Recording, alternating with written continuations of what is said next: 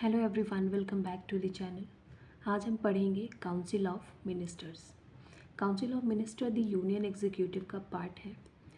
हमने पढ़ा था प्रेसिडेंट, वाइस प्रेसिडेंट और प्राइम मिनिस्टर के बारे में। आज हम पढ़ेंगे council of ministers. Oath of secrecy. Council of ministers को oath of office and secrecy दिलाते हैं president on the advice of prime minister. A minister, if not a member of either House of Parliament for a period of 6 consecutive months, shall cease to be a member of Council. So council of minister के लिए जो qualification होती है कि वो किसी भी house का मेंबर होने चाहिए, चाहे लोकसभा या राज्यसभा के। और अगर वो नहीं है किसी भी हाउस के मेंबर, तो भी वो 6 महीने तक काउंसिल ऑफ मिनिस्टर बन सकते हैं, काउंसिल ऑफ मिनिस्टर का एक मेंबर बन सकते हैं। लेकिन उसके बाद उनको 6 महीने में उनको किसी भी हाउस का मेंबर बनना पड़ेगा। अगर वो ऐसा नहीं कर पाते हैं तो सीज कर दिए जाएंगे to be a member of council. The salaries and allowances of ministers shall be determined by the parliament. Council of minister की जो सैलरी और अलाउंसेज होती है वो पार्लियामेंट डिसाइड करते हैं।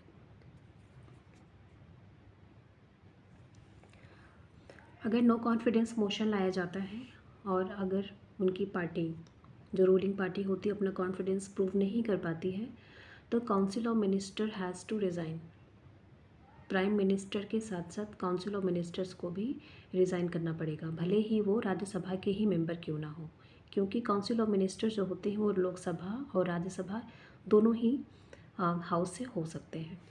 तो इसीलिए कहा गया है कि लोकसभा के लिए council of minister is collectively responsible. और अगर इंडिविजुअल रिस्पॉन्सिबिलिटी की बात करें तो जिस तरह से काउंसिल ऑफ मिनिस्टर तो कम्प्लीटली लोकसभा के लिए रिस्पॉन्सिबल होती है, अगर लोकसभा डिसॉल्व होती है तो फिर काउंसिल ऑफ मिनिस्टर और प्राइम मिनिस्टर को रिज़ाइन करना पड़ता है। लेकिन अगर इंडिविजुअल रिस्पॉन्सिबिलिटी की बात करें तो प्राइम मिनिस्टर के कहने पर अगर प्राइम मिनिस्टर किसी इंडिविजुअल मेंबर को, मिनिस्टर को हटाना चाहते हैं तो प्रेसिडेंट्स को कह के उनको हटा सकते हैं। तो इसे कहते हैं इंडिविजुअल रिस्पॉन्सिबिलिटी। मतलब इंडिविजुअल जो रिस्पॉन्सिबिलिटी होती है किसी मिनिस्टर की वो होती है प्रेसिडेंट के लिए, और कलेक्टिव रिस्पॉन्सिबिलिटी होती है लोकसभा के लिए। अगर प्राइम मिनिस्टर की डेथ हो जाती है तो भी काउंसिल ऑफ मिनिस्टर डिसॉल्व हो जाती है, पूरा का पूरा काउंसिल ऑफ मिनिस्टर डिसॉल्व कर दिया जाता है। Every minister shall have the right to speak and take part in proceedings of either house. तो किसी भी हाउस की अगर प्रोसीडिंग चल रही है तो दूसरे हाउस का मेंबर जो होगा, मिनिस्टर होगा, वो उनकी प्रोसीडिंग में पार्टिसिपेट कर सकता है। लोकसभा के हैं तो राज्यसभा में, और राज्यसभा के हैं तो लोकसभा की प्रोसीडिंग में पार्ट ले सकते हैं, but not entitle to vote. लेकिन वोट के लिए इंटाइटल नहीं होते हैं क्योंकि वो उस हाउस के मेंबर नहीं होते हैं। सिर्फ जो हाउस के मेंबर होते हैं उन्हीं को वोट करने का राइट होता है। लेकिन प्रोसीडिंग्स में पार्टिसिपेट कर सकते हैं, बोल सकते हैं और हिस्सा ले सकते हैं। If not a member of any house within 6 months, he must become a member of either house of parliament।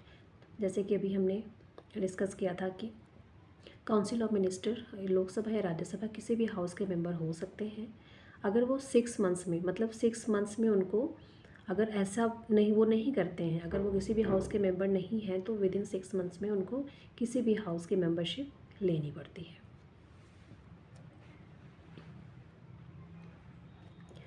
It is the duty of every minister to stand by cabinet decision। So cabinet के decision के साथ ही council of minister को जाना पड़ता है। अगर कोई भी मिनिस्टर अग्री नहीं करते इस बात पे, कैबिनेट के डिसीज़न पे अग्री नहीं करते हैं तो उनको ही मस्ट रिज़ाइन, तो उन्हें रिज़ाइन करना पड़ता है।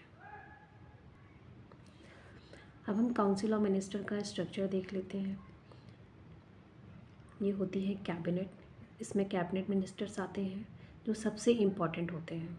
काउंसिल ऑफ मिनिस्टर का जो सबसे क्लोजेस्ट एंड जो इम्पॉर्टेंट पार्ट होता है उसे हम कहते हैं cabinet.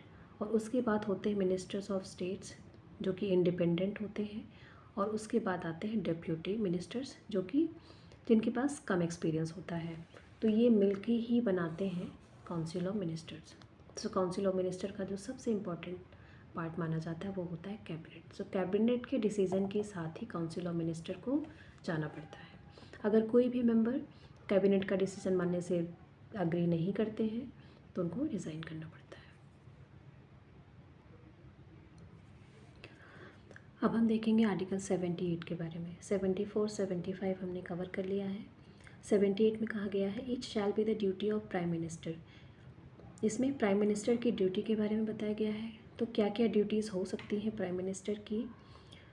First is to communicate to the president all decisions of the council of ministers relating to the administration of the affairs of the union and proposals for legislature. तो first point में बताया गया है कि prime minister की duty होती है to communicate, मतलब जो भी एडमिनिस्ट्रेशन और लेजिस्लेचर से रिलेटेड जो भी मैटर्स होते हैं, जो भी डिसीजंस लिए जाते हैं under the council of ministers, उनको कम्युनिकेट करना, उनको प्राइम मिनिस्टर तक पहुंचाना, ये काम होता है प्राइम मिनिस्टर का। सेकेंड पॉइंट में कहा गया है to furnish such information relating to the administration of the affairs of the union and proposals for legislation as the president's may call for. तो अगर प्रेसिडेंट कहते हैं कि जो एडमिनिस्ट्रेशन और लेजिस्लेचर से रिलेटेड जो भी प्रपोजल्स बनाए गए हैं by the council of ministers, तो उनको पेश करने का काम करते हैं prime minister to the president. Third point में कहा गया है if the president so requires to submit for the consideration of the council of minister any matters on which a decision has been taken by a minister but which has not been considered by the council। तो council of minister का अगर कोई भी minister, किसी एक member ने कोई decision ले लिया गया है without the consideration of council, बिना काउंसिल की मर्ज़ी के अगर किसी मिनिस्टर ने कोई डिसीज़न ले लिया है तो